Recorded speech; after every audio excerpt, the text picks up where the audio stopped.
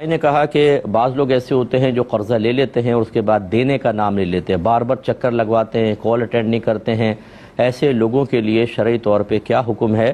جبکہ وہ قرض ادا کرنے پر قادر بھی ہوتے ہیں لیکن جان بوجھ کر ٹال مٹول کرتے رہتے ہیں اور خود انسان ذلت محسوس کرتا ہے بار بار مطالبہ کرنے پر، ایسے لوگوں کے لیے کیا حکم ہے؟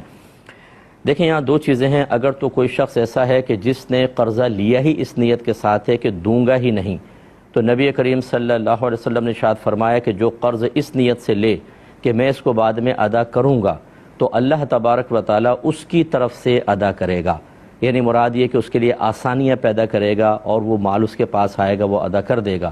اور جو اس نیت کے ساتھ قرضہ لے کہ میں دوں گا ہی نہیں تو اللہ تبارک و تعالیٰ اسے تباہ کر دے گا۔ یہ بخاری کی روایت ہے اور 2387 نمبر حدیث پاک ہے۔ اور ایک روایت میں یہ ایک تو یہ ہے، اور ایک روایت یہ ہے کہ جو مالدار ہونے کے باوجود قرض کی ادائیگی میں ٹال مٹول سے کام لے تو وہ اس نے ظلم کیا، یعنی وہ ظالم ہے، اور ظلم کرنا حرام ہے۔ اس کا مطلب حرام اور گناہ کبیرہ کا مرتکب ہوگا۔ یہ بھی بخاری کی روایت ہے اور 2400 نمبر حدیث پاک ہے۔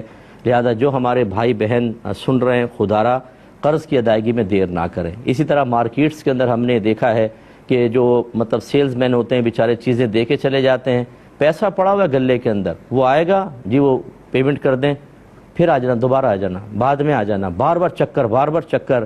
یہ یاد رکھیں کہ آپ نے ویسے کسی سے پیسہ لیا ہو بعد میں ادا کریں، اس کو عرفاً قرض کہتے ہیں۔ اور اگر آپ کو کوئی چیز آپ نے خریدی اس کی پیمنٹ کرنی ہے، اس کو دین سے تعبیر کرتے ہیں، جو قرض بھی ہوتا ہے لیکن دین کہتے ہیں۔ ان دونوں میں بلا عذر ٹال مٹول کرنا گناہ ہے۔